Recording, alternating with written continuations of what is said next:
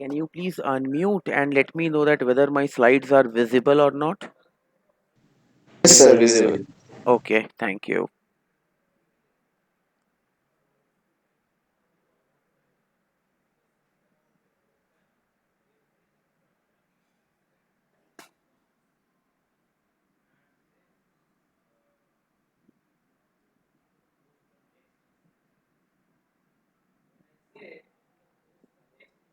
Okay. So, good morning to all of you. Before starting today's class, let me give you a brief recap of what we have did in the last class. If you remember, in the last class, we have derived the elemental stiffness matrix for a truss element. So, this was the elemental stiffness matrix for the truss element, in which your L and M are nothing but direction cosines, and your this L, which is nothing but cos theta, it is given by x2 minus x1 divided by equivalent length of the element, and M, that is the sine theta, it is given by y2 minus y1 divided by length of the element, or effective length of the element, and that effective length Le is given by the expression under root x2 minus x1 whole square plus y2 minus y1 whole square. These things we have seen in the last class. Also in the last class we have seen that if in any truss member I need to find out what is the stress value, then the elemental stress value for any truss member can be computed by this particular expression, that is sigma is equal to E by LE, that 1 cross 4 matrix, that is minus L minus M L M into Q. What is this Q over here? Q is your degree of freedom of the truss element in global coordinate system. What is LE? LE is the effective length of the element of the truss, and E is the modulus of elasticity of the truss member. All these things we have derived in the last class. In today's class, what we will do is we will solve a problem of a truss. Then it will be very much clear to you that how to solve a problem of truss, how to impose the boundary conditions, and how to write down the stiffness matrices for each member of the truss. So let us take down this problem. The problem is, consider the 4-bar truss as shown in the figure. You can see that there are total 1, 2, 3, 4. 4 members are present in this truss. That means the entire truss I can model into 4 different elements.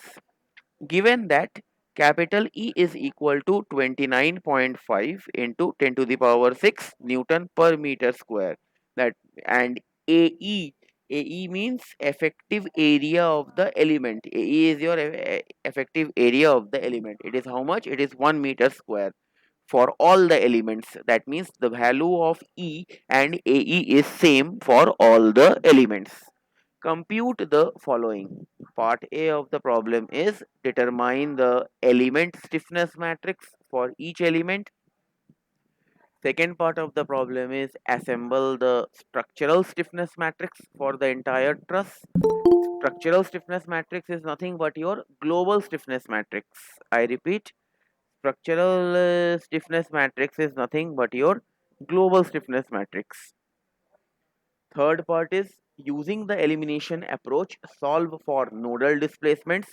That means if I say that this is node number 1, node number 2, node number 3, and node number 4, what are the nodal displacement values? This we have to find out. Fourthly, recover the stresses in each element. That means each and every element of the truss is subjected to which type of stress, and what is the magnitude of that stress value. That is also we have to find out. And lastly, you have to calculate the reaction forces.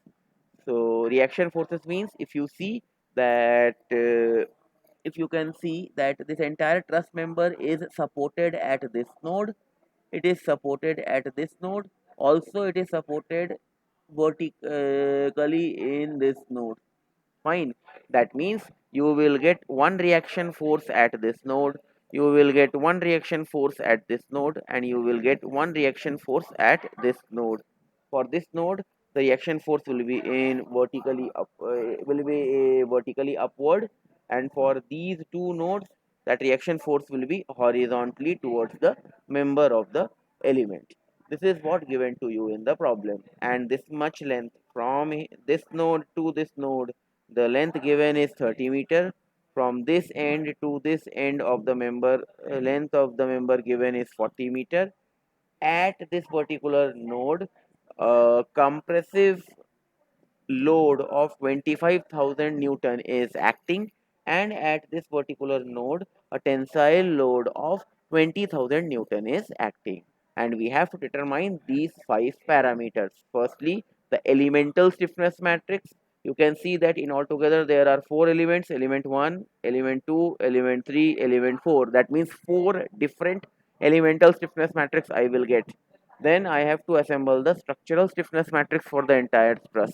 Structural stiffness matrix is nothing but the global stiffness matrix. And then you have to determine the nodal displacement, stresses in each element, and the reaction forces. Is the problem clear to all of you? Any doubt? No, sir. So these are the 5 steps of this problem.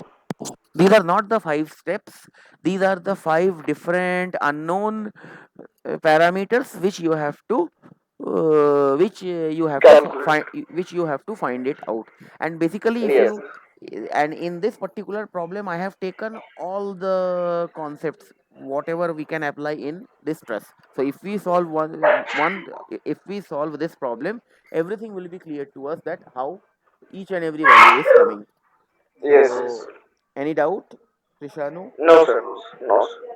Krishanu, No, please. sir. Okay. So the very first step to solve the truss problem using finite element method is, firstly you have to assign the global coordinate system as well as element numbers as well as node number to the given truss assembly. I repeat, the very first step to solve the problem of truss in finite element is, firstly you have to give or you have to assign a global coordinate system to the entire truss structure. Secondly, you have to give the node numbering as well as the element numbering. Okay, so I can see that this is my truss structure. This is my truss structure. Let us assume that this is nothing but my node 1, this is my node 2, this is my node 3, this is my node 4. You may take in other ways also. You may take this one as node 1, this one as node 2, this one as node 3, this one as node 4. It's your choice. Fine, I have taken like this: node 1, node 2, node 3, node 4. And I know that in between two nodes there exists an element. Now I have to assign the element, the finite elements to the entire truss system. So let us assume that element present between node 1 and 2 is the first element. Element present between node 2 and 3 is the second element. Element present between node 1 and 3 is the third element. And lastly, the element present between 3 and 4 is nothing but my fourth element. And we have to assign the global coordinate system also, and we know that global coordinate system is that coordinate system uh, which we use to assign, or we use global coordinate system a, to assign a specific coordinate system to the entire structure. So by looking at the diagram I can say that this is my global x-axis and this is my global y-axis. So is it clear so far? The how we have assigned the global coordinate system, different node numbers, different element numbers. Any doubt? No, sir. Okay. Next step is you have to assign you have to assign degree of freedom. You need to assign degree of freedom to each node. Since in truss member forces are applied only at the node or at the joint, then definitely due to the application of that force, your node members of the truss displace displace. So what? So this displacement is nothing but your degree of freedom. So if you remember in the last, I think last to last class, I have told you that how we can do the node numbering in case, or how we can do the displacement numbering in a truss element. Let us assume that this is any node I of your truss member. Then since this entire truss member is kept in global coordinate system, it is having some global x-axis and some global y-axis. So this node, if I talk about say node 1, the node 1 will displace both in x direction as well as in y direction. That displacement in x direction is nothing but q times of 2i minus 1, q times of suffix 2i minus 1, and that same displacement along y direction is q times of suffix 2i, where what is I? I is the number of nodes. That means if I talk about node number 1, I becomes 1, degree of freedom along x axis is 2 into 1, that is 2 minus 1, that is 1, q1. Similarly along y axis, the degree of freedom is q times of 2i. Since I is 1, so 2 into 1 is 2. So you can see that this is your q2. Similarly, say if I want to find out the displacement numbering at node 2, what I will do? Now in the for node 2, the value of I is what? Value of I is 2. Then along global x-axis, the degree of freedom will be q times of 2i minus 1. I means I is your 2, so 2 into 2 is 4, 4 minus 1 is 3. So along x-axis you are getting q3, and along y-axis, what is my convention? It is q times of suffix 2i. That means since I is 2, then 2 into 2 is 4. So in y direction you will have q4. So q3 and q4 are the two degree of freedom for node 2. Similarly, you can find out for node 3, for node 4, and so on, if some more nodes and some more members are present. Is it clear so far?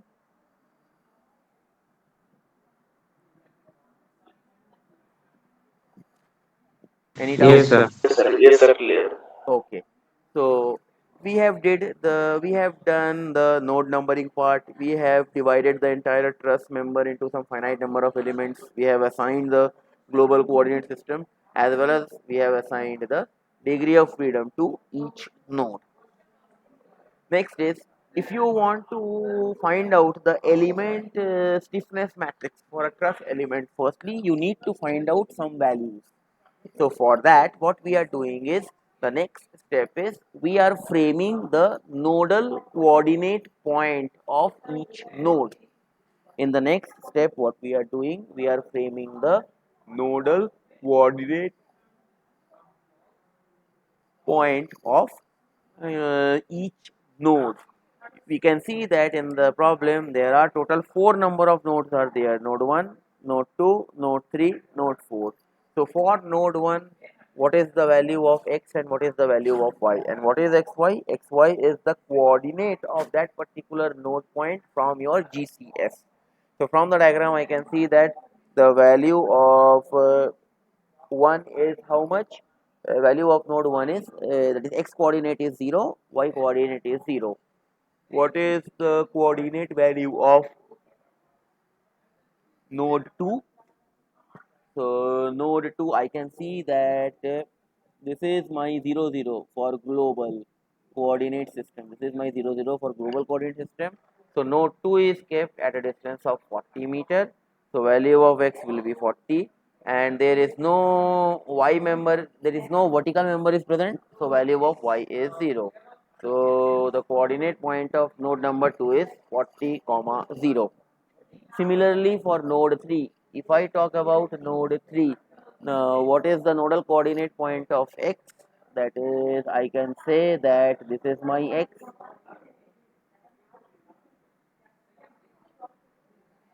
So it is how much? It is nothing but 40. And next value is the y value. I can see that this third node is at a distance of 30 meters from the global axis, global coordinate system axis, vertical axis.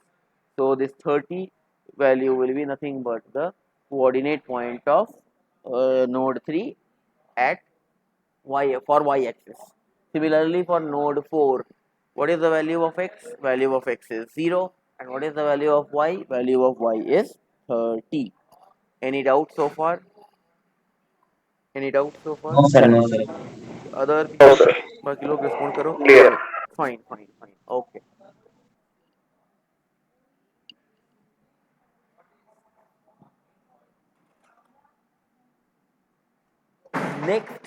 Next step, in order to find out the elemental stiffness matrices, you have to frame the element connectivity table.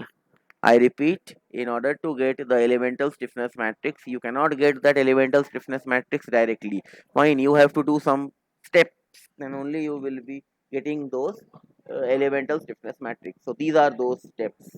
In the first step, what we have did, we have find out the coordinate points of node 1, node 2, node 3 and node 4. In the next step, what we are doing, we are writing down the element connectivity table for each element. So what is my element connectivity table? If I talk about, say, element number 1, this encircle part is nothing but my element. If I talk about element number 1, then for element number 1, what is the connectivity? Connectivity is 1 to 2. That means if you want to analyze element number 1, you have to analyze from 1 till 2. That means element number 1 is moving towards the second node point direction. So the element connectivity is 1 to 2. Similarly, if I talk about, say, element number 2, for element number 2, I have taken the element connectivity as 3 to 2, as 3 to 2. That means you can see that this is my node 3, this is my node 2. That means like this. Okay, any doubt so far? No, No, sir. sir. Okay, so now see, you can take this the element connectivity table for the second element from 2 to 3. If you take 2 to 3, then throughout the entire process you have to take the connectivity table as 2 to 3. And if you take 3 to 2, then throughout the process you have to take this element connectivity table as 2 to 3. So there is no hard and fast rule that I will go in sequence manner. You can go in any sequence. At last, your final stiffness matrix should be a correct matrix. Any doubt so far? Any doubt so far in this slide? No, sir. No, sir. Okay. So after framing the element connectivity table, what we have to do is we have to substitute the values of L, M and LE. If you don't know, in the last class I have told you that LE is how much? LE is x2 minus x1 whole square plus y2 minus y1 whole square. And what is L? L is the direction cosine, that is cos theta, and it is nothing but x2 minus x1 by LE, effective length of the column. And what is M? M is sine theta, and the value is y2 minus y1 by LE. Is it clear so far? Yes, sir. Okay. Other people, please respond. Hello.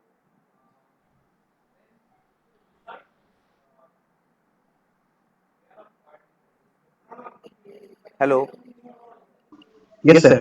is it clear? Yes, sir. Clear. Okay, now what we are doing, we will be writing down the first part of the problem. That is what? That is the elemental stiffness matrix for each element. You can see that there are total 4 elements are present. Element number 1, element number 2, element number 3 and element number 4. So there will be 4 different elemental stiffness matrix. And what is the elemental stiffness matrix? Is in the last class already we have derived the elemental stiffness matrix. This is the elemental stiffness matrix, that is AE by LE, which is the effective length of the truss member, and it is a 4 cross 4 matrix. Fine. So if you see, before writing this matrix, for each and every element I have to determine what is the direction cosine, what are the direction cosines L and M. How we can find out the values of L and M? I know that L is what? L is nothing but cos theta, which is nothing but x2 minus x1 by LE. That means, that means if I talk about element number 1, connectivity is from 1 to 2. So this is my x1 y1, and this is my x2 y2. Is it clear? Is it clear, the coordinate point of the Yes, sir. nodes for element number 1? Fine. So what is my, say, LE? LE is under root x2 minus x1 whole square plus y2 minus y1 whole square. I can see that x1 x2 is nothing but 0 0, and the value of x2 is how much? 40 comma 0. I see, here I am writing, this is node 1, this is node 2, and this is your element number 1. Then I can say that coordinate point of node 1 is how much? X1 y1, and coordinate point of node 2 is how much? X2 y2. So for element number 1, what is my LE? LE is under root x2 minus x1 whole square plus y2 minus y1 whole square. So just substitute all those values in this equation of LE, you will get the value of LE. You will get the value of LE, and that LE for the first element is coming out to be 40. That is 40. Okay. So once you get the value of LE from the from this particular equation, easily you can find out what is your L and what is your M for that particular element. Yes or no? Yes, sir. Yes, sir. Yes. Okay, fine. So this process you have to repeat 4 times, because in all together we are having total 4 nodes. Fine. But remember, while assigning the coordinate system, you have to check the element connectivity table. For example, so far I have assigned coordinate system to element number 1. Now say if I want to assign the coordinate system to element number 2, then what is my element connectivity? Element connectivity is from, for element number 2 is 3 to 2. That means I have taken this node 3 first and I am going towards node 2 thereafter. Okay, then this node 3 corresponding value of x and y will be x1 y1, and for this particular node, that is node 2, the coordinate values will be x2 comma y2. Then for this particular element, that is for second element, you have to find out LE is equal to under root x2 minus x1 whole square plus y2 minus y1 whole square. Likewise, you have to calculate LE, that is length of, equivalent length of the element. Any doubt? For each and every element. Any doubt so far? No, sir. Okay. Now, since you have calculated LE, you are having 2 more values, that is L and M. What are these L and M? These are nothing but directional cosines. ठीक है, what is L? L is your cos theta. Theta. I already know that cos theta. Yesterday in the last class I have derived that cos theta is what? It is x2 minus x1 by LE, because Yes. if I have any element like this which is oriented in xy plane by an angle theta, then definitely this value is what? This value, and say coordinate point of this particular node is x1 y1, and coordinate point of this particular node is x2 y2. What will be the value of L? It is nothing but cos theta, and this cos theta is nothing but x2, that is a base by hypotenuse. So base is what? If you assume that this is your global coordinate system, then this is your x1 and this is your x2. So in between distance will be x2 minus x1. Fine. Similarly, in y-axis, in between distances will be y2 minus y1.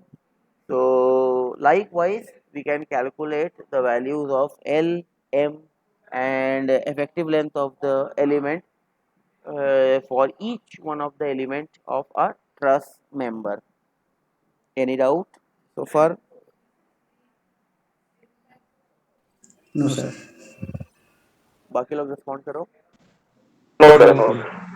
Okay, so you do this process and get, and you do this process. If you do this process, you will get that for first element effective length is 40, for second element effective length is 30, for third element effective length is 50, and for fourth element effective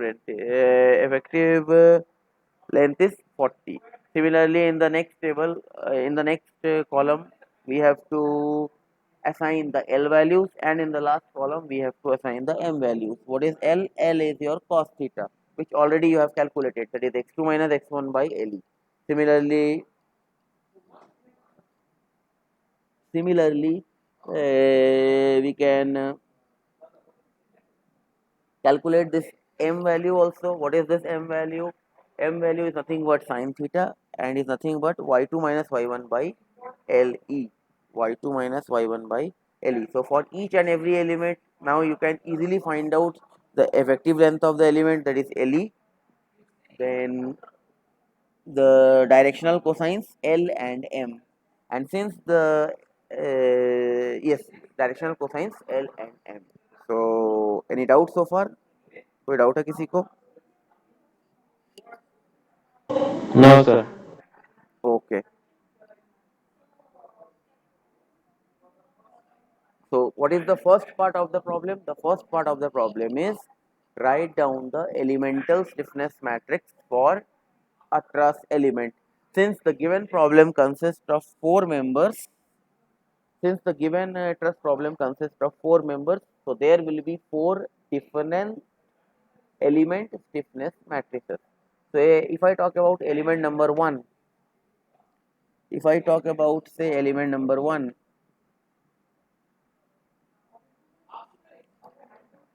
okay. So for element number one, this elemental stiffness matrix is what? It is capital E suffix small e for element into area suffix small e for the element divided by L suffix small e, that is length, equivalent length of the element. And that for the first element already I know that equivalent length is how much? 40. And what is capital E into small a into area of the element? Area of the element given in the problem is 1. I think it is given as 1.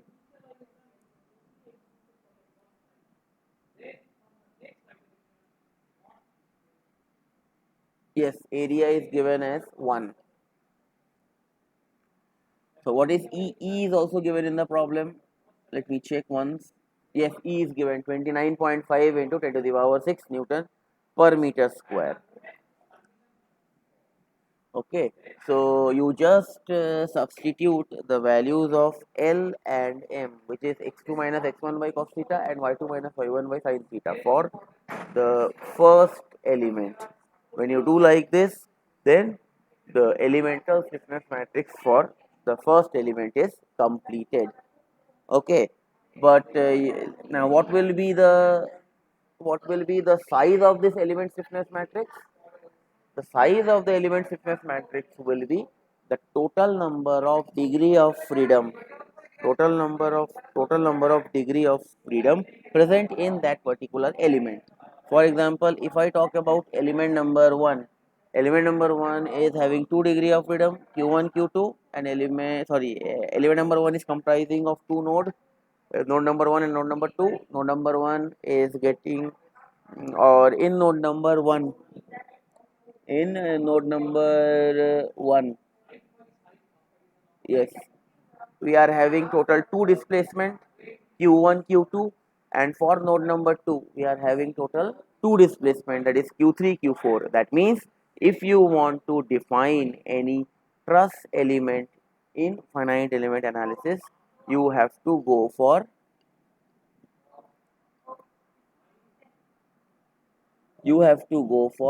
the degree of freedom. That is, degree of freedom determines the size of the matrix.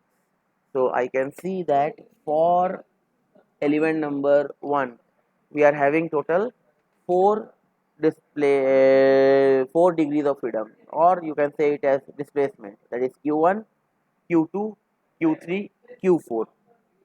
So while writing the displacement elemental stiffness matrix, you have to frame the matrix in such a way, like element connectivity of first element is 1 to 2. That means this one nodal point 1 is your x1 y1, and nodal point 3 is your x2 y2. Fine. So remaining formula you know only, you just evaluate each and everything and just write down this matrix in which the modulus of elasticity of the element as well as area and the length of the element is given to you. Any doubt so far? No, sir. Okay, fine. Similarly, for element number 2, if I want to write down the stiffness matrix, how I will write? That is K2. This encircle 2 means element. For the second element, E into A by LE. EE, that is elemental stress, elemental modulus of elasticity given in the problem, 29.5 into 10 to the power 6. 29.5 into 10 to the power 6. Okay, into area given in the problem is 1 meter square divided by Le is what? Le is effective length of the element. What is Le is your effective length of the second element. So by Yes, this, sir. That is 30. yes, by this equation of effective length, that is x2 minus x1 whole square plus y2 minus y1 whole square under root. But you see that second element is having a connectivity from node 3 to node 2. So if I go back to the figure, this is my second element. Connectivity is from 3 to 2. That means you are going in, or you are analyzing this element from node number 3 to node number 2. So for node number 3, this will be coordinate points will be x1 y1, and for node number 2 the coordinate point will be x2 y2. You know the nodal coordinate values from this table. You will get the nodal coordinate values. Just substitute these values in this expression of Le, then you will get the effective length of the second element, and that effective length of the second element is nothing but 30. For the second element, we have already found out what is the direction cosine L and M. L is 0, M is minus 1. Then you know this expression. This is the elemental stiffness matrix. Fine. My L is what? L is 1. So 1 square will be 1. What is Lm? Since L is 1, M is 0. So 1 into 0 is 0. Likewise, you can complete this 4 by 4 cross matrix, which is your elemental stiffness matrix for the second element, which is your elemental stiffness matrix for the second element. Any doubt? No, sir. Okay. So what will be the size of this elemental stiffness matrix? Again, see, for a truss member, the size of the elemental stiffness matrix, if you are solving it in GCS, will be 4, because you are, for a particular element, you are getting 4 degrees of freedom. You can see in this figure, that is for element number 2. So this is your element number 2. You are having total 4 degree of freedom. Q5, Q6 at node 3 and Q3, Q4 at node 2. So I have told you earlier that the size of the stiffness matrix depend upon the degree of freedom present in that particular element. So there will be, so for the second element also, the matrix size will be a 4 cross 4 matrix. And how you will move within the matrix, that means 5, 6, 3, 4. That means for element number 2, this will be the fifth column, sixth column, third column, fourth column, fifth row, sixth row, third row, fourth row. Why I have written like this 5, 6, 3, 4? Because element connectivity of the second element is from node number 3 to node number 2. So in node number 3, along x direction, Q5 displacement is there, along y direction, Q6. For node number 2, along x it is Q3, along y it is Q4. So you have to write the matrix, that stiffness matrix, like this: 5, 6, 3, 4, both in rows as well as in columns. See, 5, 6, 3, 4. But for element number 1, element connectivity was from node number 1 to node number 2. In node number 1, we are having two displacement Q1, Q2. For node number 2, we are having two displacement Q3, Q4, but we are moving from node number 1 to node number 2. So from node number 1 to node number 2. So you will be writing these encircle values of, the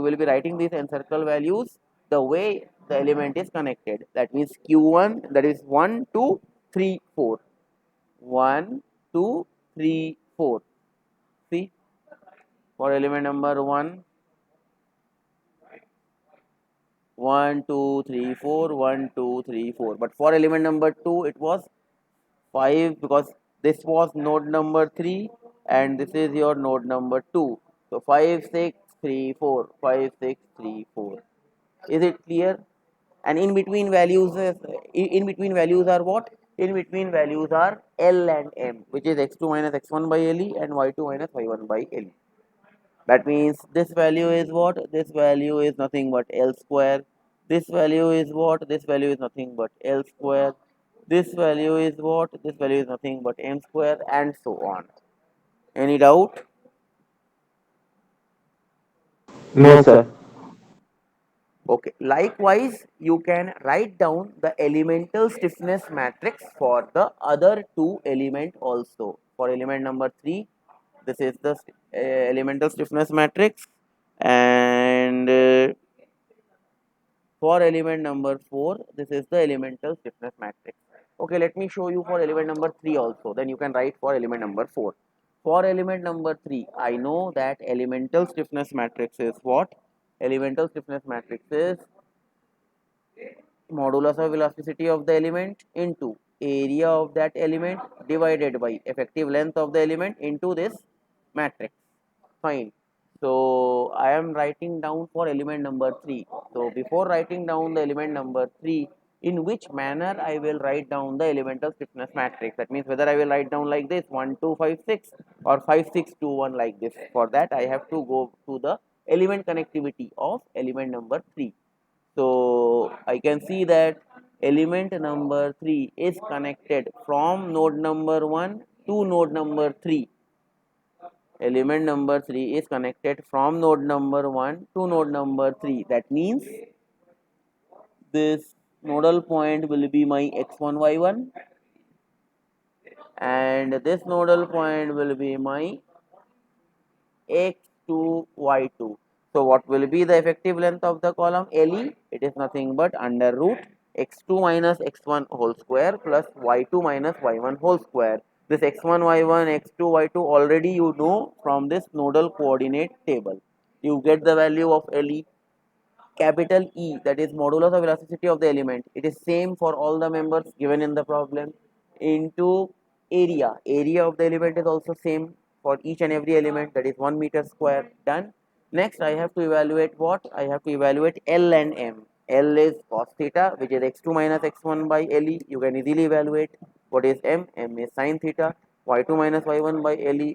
Which this also you can easily evaluate for the third element. Fine. So once it is done, but see, the connectivity is from node number 1 to node number 3. Displacement at node number 1 along global x-axis is q1, along global y-axis is q2. For node number 3, displacement along global x-axis is q5, for global y-axis is q6. So I will write down the, since four displacements are present in this particular element, so the size of the elemental stiffness matrix will be a 4 by 4 matrix. And how I will write? That is 1, 2, 5, 6 in row as well as in column also. 1, 2, 5, 6. See, for third element, 1, 2, 5, 6, 1, 2, 5, 6. And these values are what? These values are L and M. So L and M for the third element is 0.8, value of L is 0.8 and value of M is 0.6. And LE, that is effective length of the column, for the third element is how much? It is 50. It is 50. So then you can compute these values. So this is the elemental stiffness matrix for third element.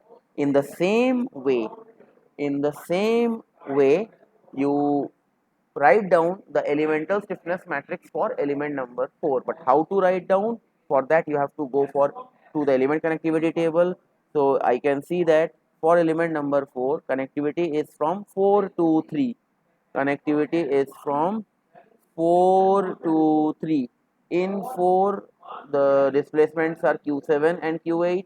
For node 3, displacements are q5 and q6. That means I will write 7, 8, 5, 6.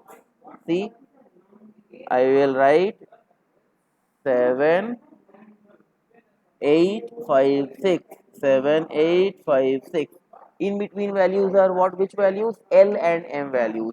In order to find out the values of L and M, first I have to see which nodal point is x1, y1 and which nodal point is x2, y2. So for element number 4, connectivity is from 4 to 3. So that means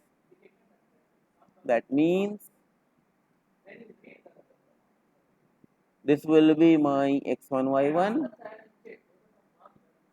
and this will be my x2, y2. Okay, so with this, now you can substitute x2 minus x1 by LE, you will get your L. Substitute y2 minus y1 by LE, you will get your M. Then the stiffness matrix, just substitute those values over here. That is, value of L square is this, value of LM is nothing but this element, value of say minus M square is nothing but this value, and so on. Okay, any doubt? This was the first part of the problem, that is determination of elemental stiffness matrix for this truss member. कोई doubt है किसी को? Please clear. Okay, बाकी लोग respond करो, कोई doubt है क्या? No, sir. Okay. So okay then, I won't be able to complete the entire problem in today's class. Tomorrow we are having class from 3 to 4 p.m. We will again meet tomorrow and we will solve the remaining part of the problem. Okay, but let me tell you, you can see that this problem is a very big problem. So trust problem will take time, at least say 40 to 45 minutes it will take to solve one trust problem. If I increase the number of members, definitely it will take half an hour to solve the problem.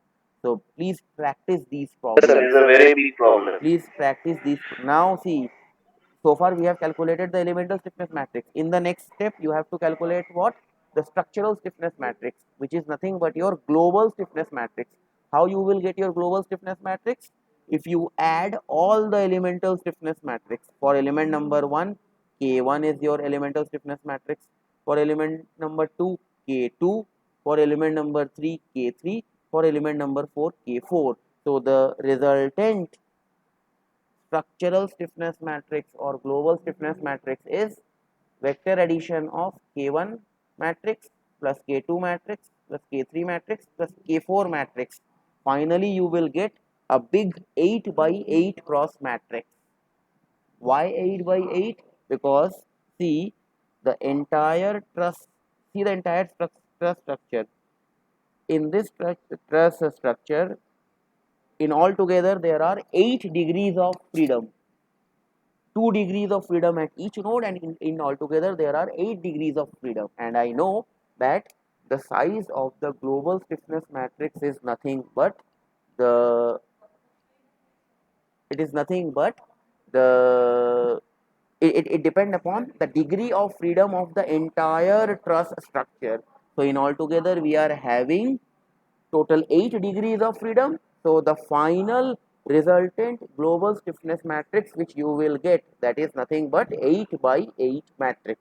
So this I will discuss in tomorrow's class. Okay, so that's why I am telling you, please, if you practice one problem, it will be clear to you that how to calculate global stiffness matrix, how to calculate elemental stiffness matrix, how to assemble it, and all those things. Fine. So please practice these things. Otherwise, in exam, it will be difficult for you to solve the problems, because one problem will take near about, because if you are very good in calculation, minimum it will take 20 to 25 minutes. Okay. So fine. With this, I am ending my lecture over here. We will again meet tomorrow. But Krishanu, you Okay, please, sir. Krishanu, you please stay on the meeting. Rest people can give their attendance and leave the meeting. Thank you. Thank you, sir. Welcome.